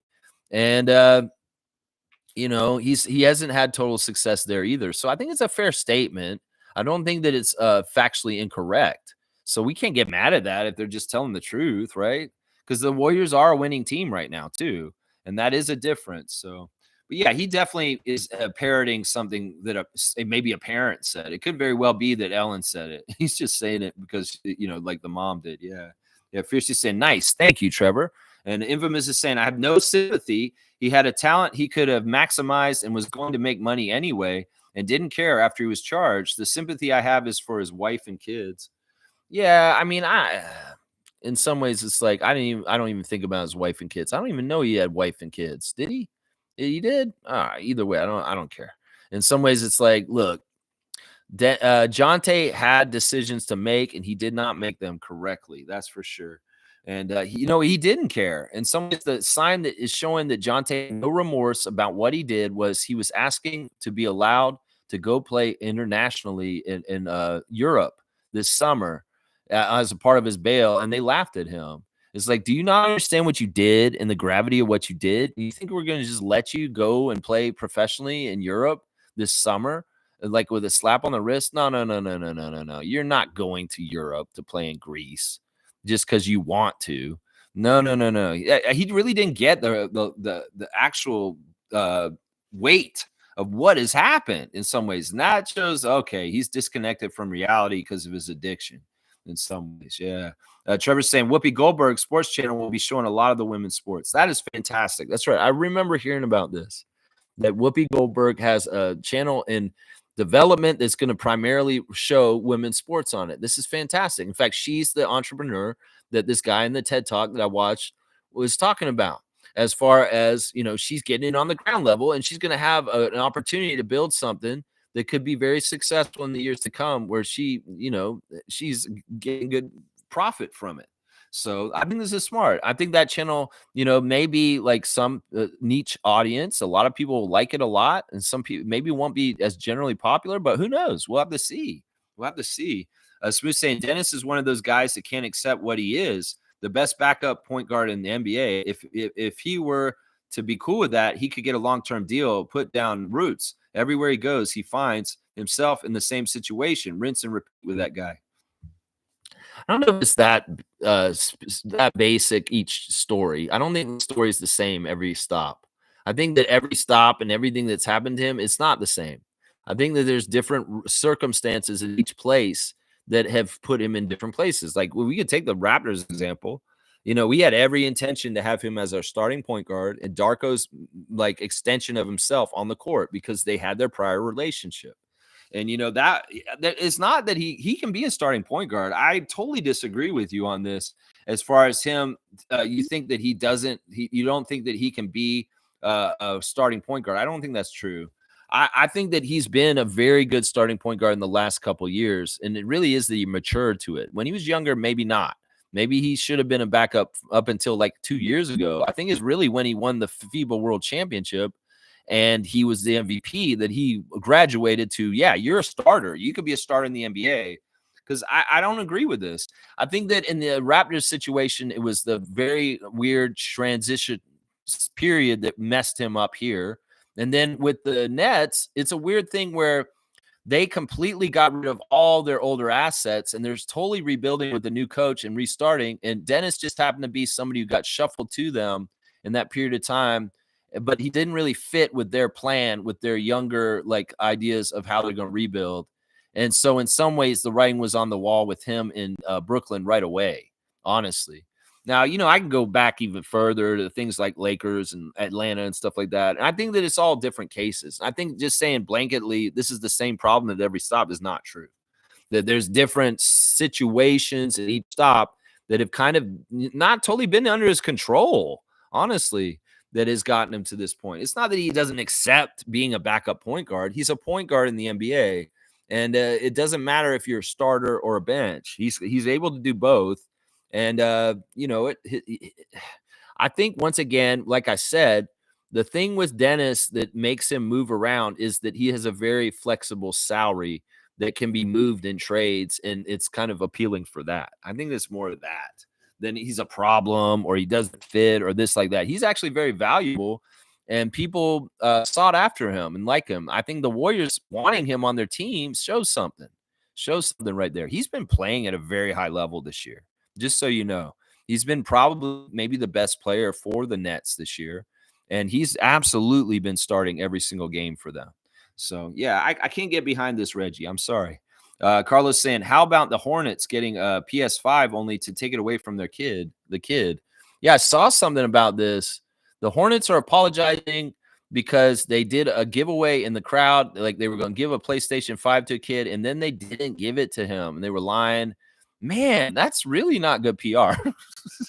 That's not good PR at all. That's pretty crazy, man. That's pretty crazy. Smith saying you saw the differences in Fred and Dennis. For the people who thought Dennis was better, they're crazy. That's laughable. You know what? I didn't think that he was better than Fred. I thought they were similar. I thought that they both have very good attributes. And I thought that, like I said, it's not that, it was very tough to fill Fred's shoes because in some ways it wasn't just Fred that was getting replaced. It was the Lowry spot that was getting replaced. And that's really, really hard. I thought that Dennis did a pretty good job last year, honestly. In some ways, he gave us not totally what Fred gives us, but on some level, he was there with what the leadership and different things that a point guard would give. I'm not going to bash Dennis. I'm sorry. I think that he is a very, very good professional. He's a good player. He's a good teammate. And a lot of the stuff that he gets kind of saddled around his neck is not fair to him, honestly. I don't think it's fair to him. Yeah. I wouldn't say that Dennis is better than Fred, but he was an admirable fill-in for him at that time, considering we just lost Fred. And in some ways, when Fred went to Houston, we lost all of the energy and magic of Kalo also with him. Because when we lost Lowry, we were okay to a degree because Fred was carrying the slack that was left by Lowry's departure. And well, in some ways, when Fred left, that was a whole other level. In some ways, we lost the whole decade of Kyle Lowry's expertise and bullheadedness at that position. It's just a different kind of flavor with Dennis instead. Yeah, I don't think Dennis is better than Fred. He's not a horrible. There's much worse people we could have tried to replace Fred with last year. Let's just put it that way. Fiercely saying it may be a blessing in disguise for him. Imagine getting a multi-million-dollar contract and then losing everything to gambling. It would be worse and depressing, maybe even causing the worst. Are you talking about Jontay on this? Maybe a blessing in disguise for him. Imagine getting a multi-million contract and losing everything to gambling. It would be worse and depressing, maybe even causing. Yeah, I don't know. What it could have, should it happened the way it did. He dropped the ball right before he was going to get his payday. You may be right. Maybe he gotten all the way there and then boom. Either way, he was on a road that he shouldn't have been on. This is the thing I'll take from Jontay forever at this point. I'm going to trust my instincts because when this happened, when he was doing his little charade of wanting to leave the game because he got poked in the eye, I caught it. I saw it. I was watching the game real close. And you remember we watched the streams. I don't understand why Jontay just left the game. Nobody touched his eye area. He just excused himself from the game. I thought something was fishy. And I'm going to trust my intuition in the future that if I see weird things like a player asking to take themselves out to the coach, that may be a big sign right there that the NBA is going to look at now. If there's any players that are kind of like, coach, I don't feel well, take me out all of a sudden, they're going to get investigated at this point. Seriously. Because in those moments when he did it twice last season, where he's basically like, Darko, I got to go. I'm out. Take me out. And when he was manipulating things like that, I had a really big red flag go up and I was like, this is not normal or natural. I've never seen this happen in a game where a player is just all of a sudden out of the game so early in the game. And there's really not a good excuse, because I did not see any kind of contact on the court where it looked like they got hurt or anything like that. That's the thing. I got to trust my instincts on intuition. And when I see something irregular like this, maybe I need to start thinking, okay, Jontay's lesson of what it taught me when he all of a sudden left the game because he got poked in the eye, but nobody touched his face. Yeah, something didn't add up there. And then when Darko cooked Jontay in an indirect way. I've said this in the past. When they came to interview Darko about the situation, about him coming out of the games, Darko straight up said, I didn't take him out of the game. He asked to come out of the game. I did not pull him out of the game because he got hurt or because I wanted him out of the game. I wanted him in the game. He asked to be taken out himself. Boom, that incriminated Jontay right there. That incriminated Jontay right there. And he was fucked after that. He would have a case if Darko said, yes, I took him out because he got hurt, or I took him out because he got too many fouls or something. No, he took himself out. And when Darko said that Jontay took himself out, he was screwed. He was guilty right there. Right there. That was an admission of guilt right there, that he took himself out right there. That's it right there. Boom goes the dynamite. Carlos saying, I looked up the Porter family of athletes, but very bad guidance from parents. They have a brother in prison. They have two other brothers in prison. For DUI, one for DUI manslaughter, drinking and driving and killing someone. And then the other brother, the youngest brother, he got arrested for a DUI earlier this year also, after his other brother was already in prison for killing someone with drunk driving. So they have three brothers that are incarcerated this year. And then Michael Jr. is the only one that isn't out, it seems like. The sisters, they have a lot of siblings. The sisters are older and they're professional basketball players too, but they're pretty, like, they don't have any of this kind of stuff like the brothers do. These Porter brothers are absolute idiots. And honestly, they're MAGA too, some of them. So, I mean, it just makes sense. Low IQ individuals do low IQ kind of things. And that's what Jontay is, a low IQ person. All right, let's keep going. Most saying W Stream, W Vibes, go Raptors for life. Keep at it always, Lex. RFF crew strong forever. Thank you, Monique. Once I find more of the news on Charlie V, I'll post it. Yeah, I just want to know what's going on. It's not that he suffers, like alopecia is not something that's life-threatening. So it's got to be something, some other ailment or something like that that's going on with Charlie V. Of course, we love our Raptors alumni and the Raptors family. And we want to wish Charlie Villanueva all the best healing vibes and best things as he's battling whatever's going on with him. Whatever's going on with him. That's right. Carlos saying, correction, two brothers are in prison. That's right. You got the correction. Blackout saying, Carlo, Hornets basically stung the kid over a PS5. Yeah, that was wrong. That was wrong. Why you do that to some kid? Meanwhile, we got the kid from upstairs coming down the court and having the time of his life because the Raptor brought him down there, and just awesome things are happening. That's right. Wayne saying, Dennis' situation is about the contract, not the person. The contract is what's tradable. Exactly. Dennis Schroeder is a professional, and if here would be an asset with this young cohort, wish him much success. I completely agree. You know, there's no place for him right now on the Raptors, and that's part of the reason why they probably shuffled him out, because they did want to build a future around Emmanuel quickly once we traded for him.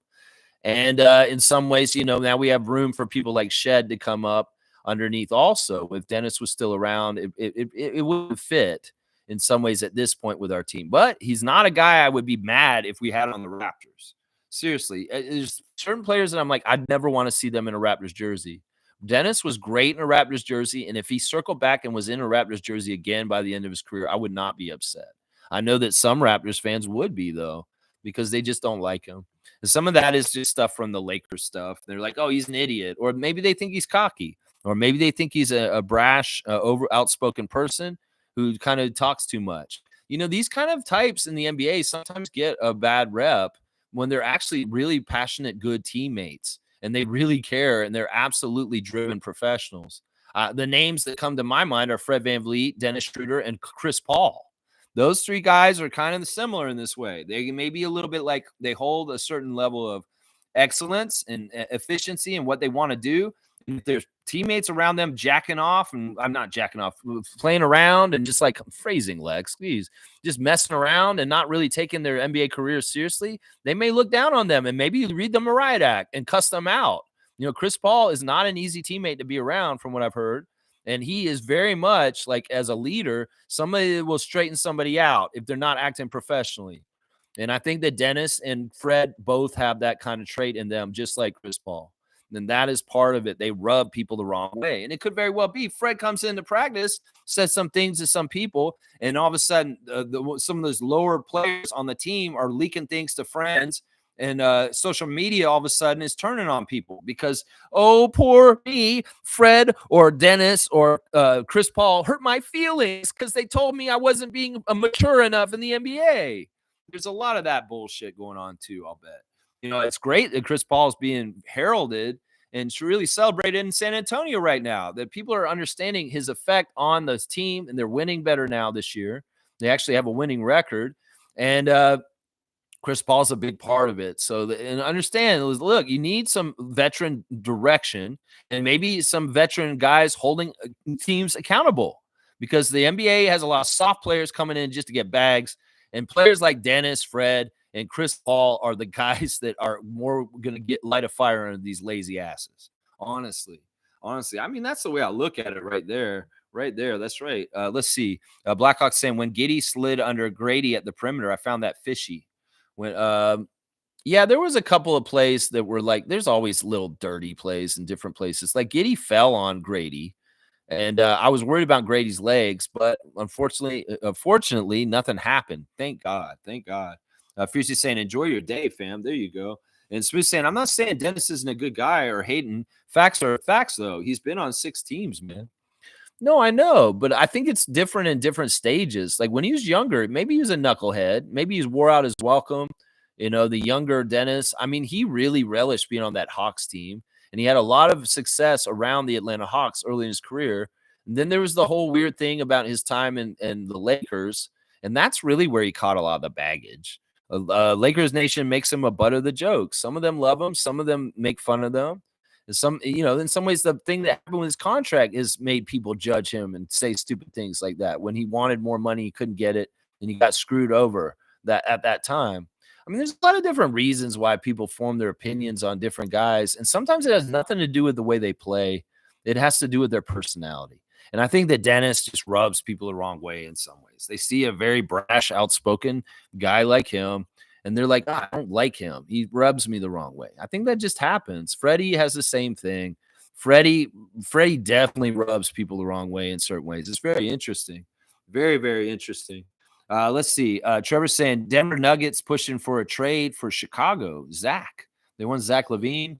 Interesting. Yeah, I don't know if he's a player that I think is not somebody I want on my team, because he has not won jack shit, and he's been a weird player for a long time. Let's just say that. Let's see. Carlos saying, watching the game last night, I'm imagining the Raptors being at the level of OKC when they have it together. I hope that can happen soon. I love that. I love that sentiment for sure. All right, let me look around a little bit. Let's do this first. Classic card. Oh, no. Let me see. Oh, man, this box. I'm going to have to fill it back up because it's almost empty. I have to fill it back up. That's somebody we've already done. We're not going to do that one. Who is this? Oh, okay. This is a good one. This is a good throwback. All right, y'all. Classic card is classic. Let's first person to write in the full name answer will get, I don't know, maybe 100, 150 points for this one. This one seems kind of easy. I think y'all are going to get this one very fast. So let's see. Should I bring it in closer? It may be too easy, guys. If you can tell who that player is, this classic card player today, you will get the classic card points added to your Raptor Freak trivia score. And we'll see. Is that not close enough? Is that close? Too close? Maybe too close. Let's see. Who knows? Seymour here. Is anybody gone to the bathroom? Is Fiercey in a meeting? If people are here, they can get on it. There you go. Kendall Gill's right. Reggie's got it today once again. That is Kendall Gill, number 13 of the Charlotte Hornets, a former net also. Yeah, Kendall Gill. There's all writing on the back. I don't know. Yeah, classic card of the day. Good job, Smooth Brown Man. Getting the classic card. You add more to your lead in the Raptor Freak trivia score standings. Fantastic stuff. Yeah, Kendall. You guys remember Kendall Gill? Yeah, he wasn't a bad player. He wasn't a bad player. He was mostly a starter in his career, and he was kind of like the guy who he was a scorer, a slasher kind of guy. You know what? I'm gonna give you 100. I thought that was too easy. That was too easy in some ways, I think. Let's see what else you guys are saying. Fiercely saying, fam, I literally got trolled. Look at my notifications, and I had written, so glad he's his own our team now. When Dennis dropped 22 points and 7 assists on Raptors debuts, someone just replied, haha. Yeah, I don't know what that's from. I'm not totally sure where you are with what you're saying that. And Blackhawk saying, Dennis is just minded. So when the team doesn't win, the blame falls on him. Remember, it takes 1 to 2 years to build chemistry. So take Dennis' abilities with a grain of salt. Yeah, I mean, he is. In some ways, people have strong personalities. People see somebody who's like stands up for themselves and kind of, I've never thought of Dennis as a toxic person. I've always known that his heart is in the right place, and that a lot of the things that he's about, it maybe there's personality clashes. It may be that like the NBA astrologer website is like checking the signs, and his sign does not fit with certain other astrological signs. I mean, that could be part of it too. I mean, you saw how outspoken he was. You saw him calling out Maxi Kleber for not playing for Germany for the Olympics or World Cup, and then also getting in the face of his coach Gordon Hebert in the middle of competition. This dude really cares and he's passionate. Some people may take that as a hothead. I take it as an ultimate competitor who really is out there for the right reasons. Seriously. But yeah, he ain't backing down from anybody. That's for sure. Fiercely saying, agree with Carlo. I mirror OKC's journey from the past 3 or 4 seasons. Ours now. We will soar back up. Let's hope. In some ways, we got a hit on our draft picks, which seems like we did this year. And we need to continue to hopefully get better health in the future. We need better health in the future and guys to actually get time on the court together so they can actually build up the reps and the chemistry. And that's something that we haven't got enough of this year, unfortunately, because of everybody going through a revolving door of injuries back and forth. Randolph saying, blessings, beloved Raptor Freaks, most informative gang. Focusing on the problem only magnifies it. Think and seek solutions. I like that. I think that in some ways, you know what? I've tried to change my mind very recently that I want to be more positive and look for the good in things, because in some ways that's what multiplies. Where you put your attention is what you get in your life. And you know what? Let's speak more success, more happiness, more comfort, more fantastic, amazing, positive things happening. And hopefully that's what you speak into existence. I think in some ways this world's so jaded and negative and a lot of bad things are happening that we can get in that direction and get mired in it. But also the alternative is to speak greatness and happiness and fantastic things happening in a positive way. And then maybe the law of attraction will bring them into your life. That is true. What you put your focus on, you'll get more of. So we got to start training our minds to be more positive and think more positively, and you will have a better life. We get bogged down, especially with a lot of the news and things that are happening right now. We'll get more of it. And we don't want to speak bad things into existence. We want to speak good things into existence. We want to see the good guys win in the end. We want to see justice prevail. We want to see people that do good things in this world get rewarded, and people that do bad things in this world get punished. And that's what we need to speak into existence and focus on. Thank you, Randolph Phillips. Blessings to the Phillips family and all the Raptor Freak families out there, for sure, man. That's good stuff, like right there. I like that a lot right there. Let's see. Carlos saying Dennis just plays hard. He will do good in Golden State. I think there's a lot of respect between Curry and Schroeder from international play, and it'll be very interesting to see how that goes down. Now, I posted something in the chat yesterday. I don't know if it's true. There's a rumor that's saying that there was a deal to get LeBron to come to Golden State, but because the LeBron and the Lakers were demanding that Bronny be taken in the deal was nixed because they did not want to take on Bronny James. I don't know if that's true. It could be a joke, or like it could be somebody just made this shit up, but it could be plausible too, guys, that the Warriors were talking to the Lakers about bringing LeBron and teaming him up with Steph. But then the Warriors are like, yeah, we don't want his son with him. And Bron is probably like, yeah, but Bronny has to come or I'm not coming. And that may have screwed up a deal for putting LeBron James on Golden State. We'll have to see if that's true or not. Who knows? Carlos saying, you may be onto something, Lex. They might need to think about astrology and team building.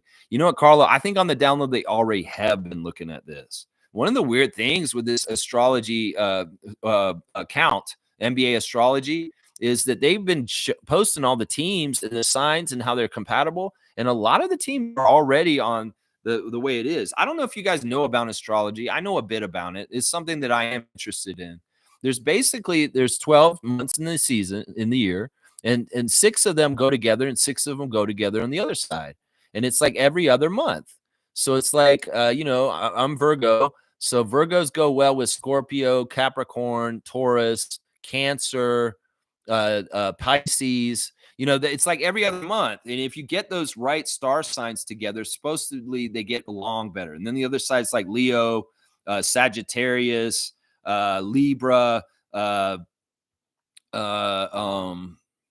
Aries. There's a whole other side, and I'll bet you the GMs do look at this to an extent. I think they may not have done it all along, but I think that they're more and more trying to gain any kind of advantage in cohesion and predicting chemistry with players, that they may look at the astrology signs of the players at this point and whether they're all compatible or not. It's very, very interesting. Very, very interesting. And obviously, Dennis, I think he's a Leo. I'm not totally sure. Scotty's a Leo. In some ways you got to look and see what those star signs are right now.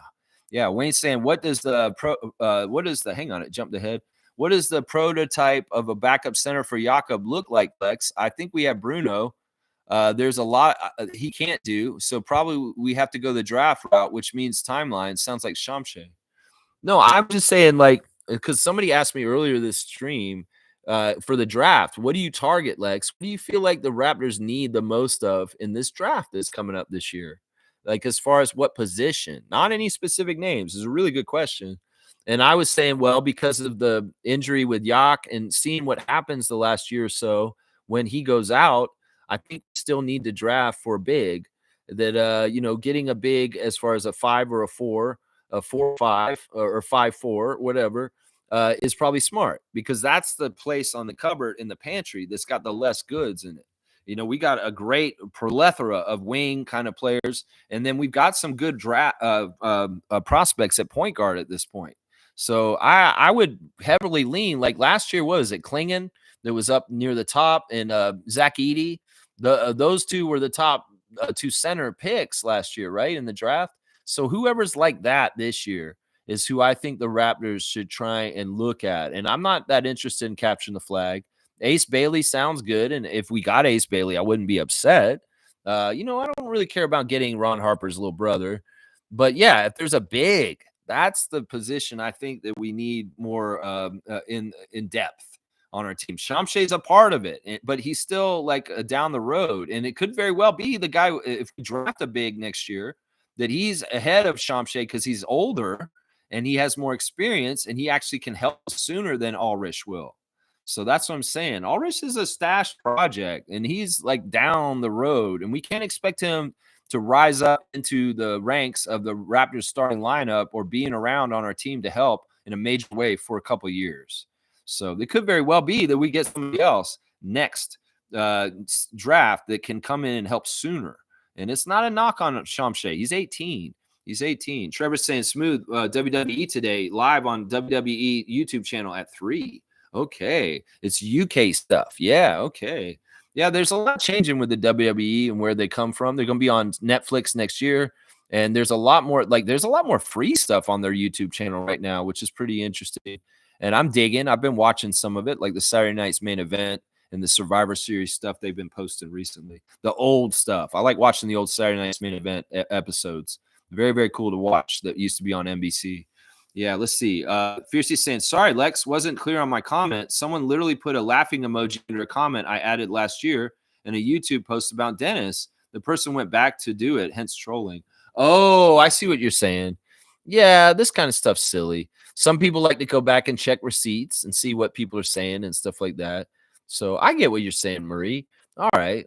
And Mo's saying, as someone not here often, nice to finally catch a good stream. Things are happening in life. Good things. Just very busy. I'm really happy that you had your appointment this week, and the chair is fantastic. And I know that you'll get it early next month. And yeah, it's just good times are happening, Mo, for sure. When you say Raptor Freak, good times, let's keep going. I believe you, and the good times are here. So yeah, that's what I'm saying. Maybe linking this back up to Randolph's words of wisdom is let's focus on the good stuff, guys. Let's focus on the prospects of the Raptors getting better and better in their rebuild. Let's focus on like great things happening for Monique and different other Raptor freaks in good ways. And that's what will multiply and more and more. We need love and happiness in this world, not hate and division. And in some ways, the best way to do it is start with yourself and your outlook and the way you carry yourself. That's the best thing right there. Yeah. Wayne's saying astrology lexicon. Used to read mine every day. One Saturday, it said gamble freely. Every horse I bet on won. And for a young man, I made money, but could have won 100 times more if I was smarter. It's weird, man. I don't even totally understand it myself completely. But I will say this: we are how much percentage of water? Like our bodies, like a certain percentage of the human body is water. And if you think about this, there's heavenly bodies above, like the moon, that cause differences with the tides in the water, bodies of water on Earth. And they're going to be high tide, low tide, and different things is manipulated by gravity and magnetic spheres and different things like that. If you think about like on a boat, there's a bathtub. Well, the boat's moving, the water in the bathtub is moving too, but it may not seem like it if you're on a big cruise ship. In certain ways, it'll slosh a little bit. Well, we're all water inside of us. So why wouldn't there be some sort of little minuscule or minute pull of gravitational pull on the water inside of us, just like the tides that are in the ocean? That, to think that astrology is frivolous and stupid is actually kind of dumb, because scientifically, on a very minute level, the water that inhabits our body is sloshing around just like the water in the ocean. And that happens with moon phases and the changes of the revolutions of the planets in our solar system. All that stuff can be felt in little minute ways on a very low level, certain ways, cellular level in some ways. That's what I'm saying. So yeah, the positioning of the gravitational pull of the stars and the planets in this in the world, in this universe, can have an effect on us in weird ways. I can't explain why they would tell you to bet on those days and you got all that money. But, it's a weird thing. Like, I follow Susan Miller. She's probably the best astrologer in North America, and she comes out with free monthly reports for each of the 12 signs. And, sometimes she's very like specific. She'll tell you on the weekend of the 18th, don't travel, because this is a dangerous weekend to travel. Or she'll say there's a financial windfall coming to you on December the 10th, with this full moon aspect and this. It can really game change your life if you're in tune with the celestial bodies out there and their very, minor effects. You can enhance your life if you pay attention to it and actually believe in it. I was following an app on Facebook a while back. They don't have it anymore. That would literally tell me the lucky color for what I should wear that day for my star sign. And it may have been bullshit, may have been completely frivolous, fake shit. But when I wore that color for that day, I had a little bit more of confidence, a little bit more like, wow, things are going Lex's way, because I felt like I was wearing something that made sense for what was going on. It's really weird. That can be a placebo effect, which is not actually real. But if it happens and you get that feeling inside, well, is it real or not then?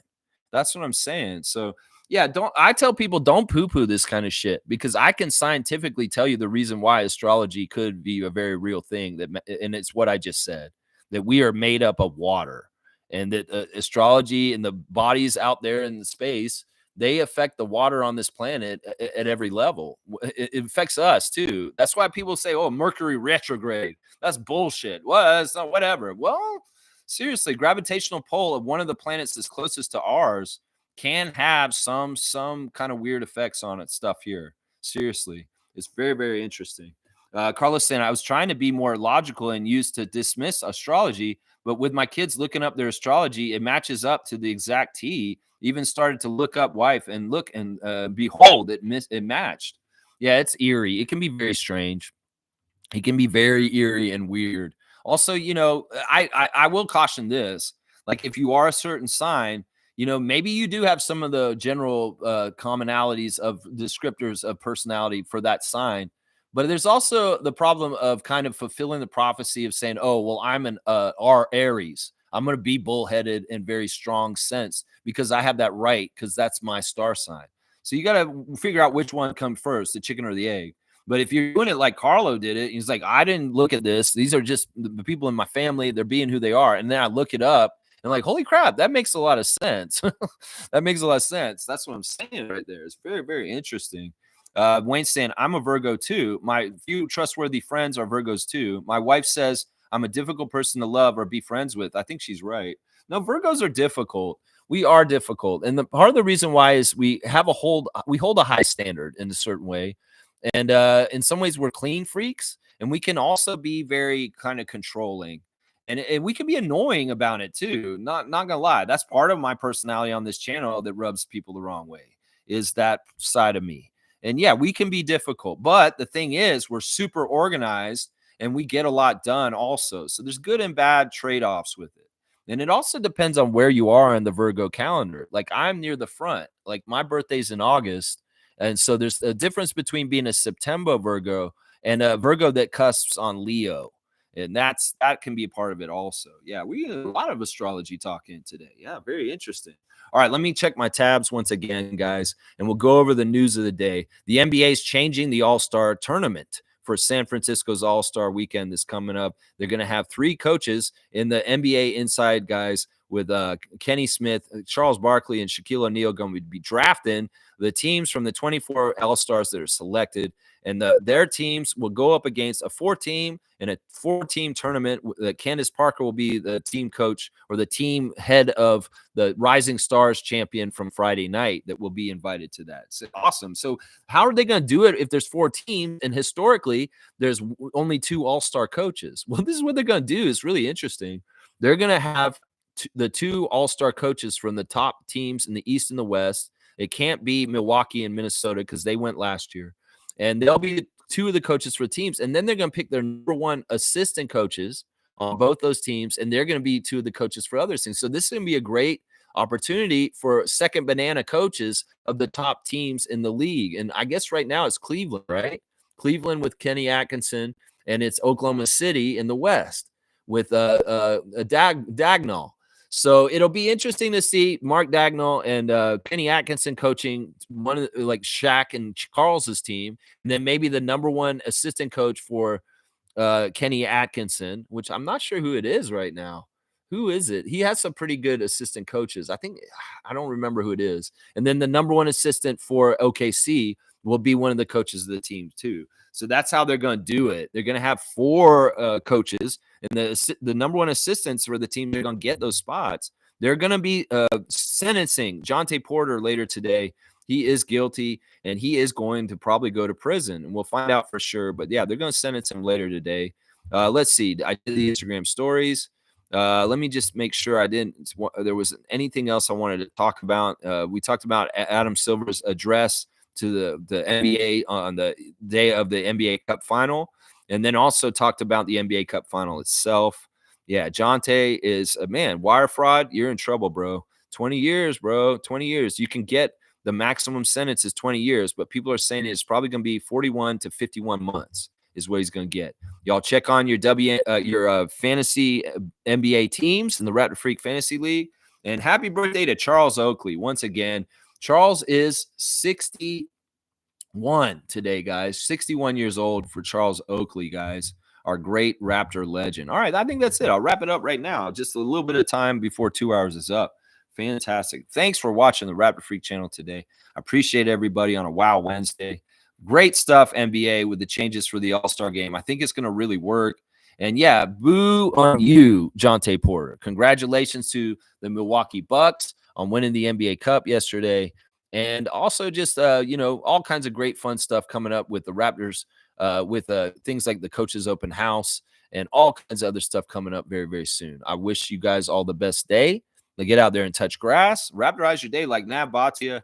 And I'll see you guys tomorrow for a preview of the Brooklyn Nets at the Toronto Raptors in Scotiabank Arena tomorrow night. And also the Raptors 905 in Orlando playing against the Rio Grande Valley G League team. So that 2 previews tomorrow. We'll have it all ready for you tomorrow before 9:30 in the morning tomorrow. All right, let's go. Tempo.